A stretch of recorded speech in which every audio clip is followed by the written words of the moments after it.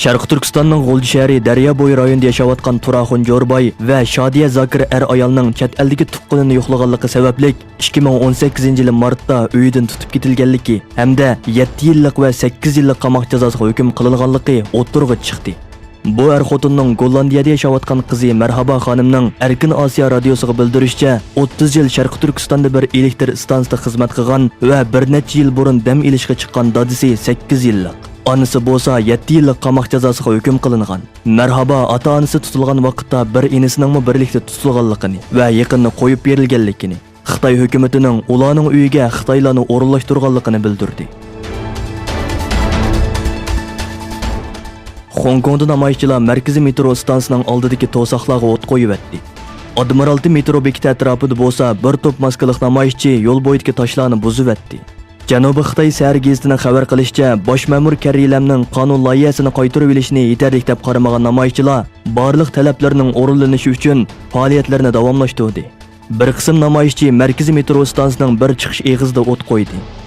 Yuzlagan kishi birlikda yurish ilib berayotgan Kevinsevi yo'ldagi Admiralty metro bekati atrofida bo'lsa, bir to'p niqobliq kishining yo'l bo'yidagi toshlarni buzayotgan ko'rinishlari oshkorlandi.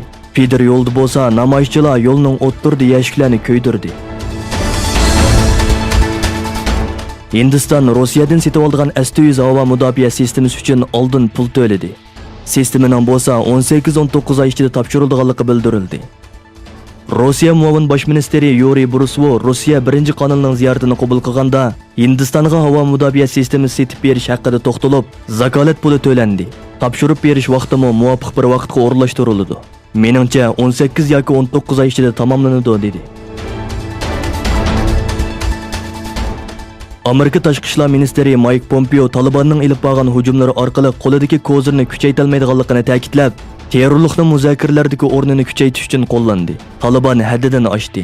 Aqlning g'alaba qilishini umid qilaman. Qolgani Talibanga qoldi dedi.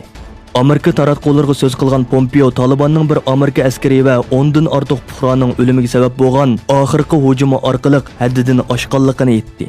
Pompeo bundan keyin muzokara ahvolining Talibanning bosadigan qadamlariga bog'liq ekanligini ta'kidladi va jarayonni yaqindan kuzatadiganligini aytdi.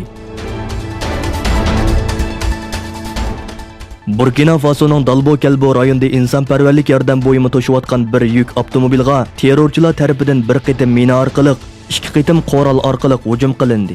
Hujumlarda to'plam 29 kishi hayotidan ayrildi, 10 kishi yaralandi. Hukumat bayonotchisi va uchur ministri Ramis Tanchivo yozma bayonot e'lon qilib, yakshanba kuni Dalbo-Kelbo rayonida insonparvarlik yordam bo'yimlari to'shiyotgan bir avtomobilning terrorchilarning qurolli hujumiga uchirganligini bildirdi.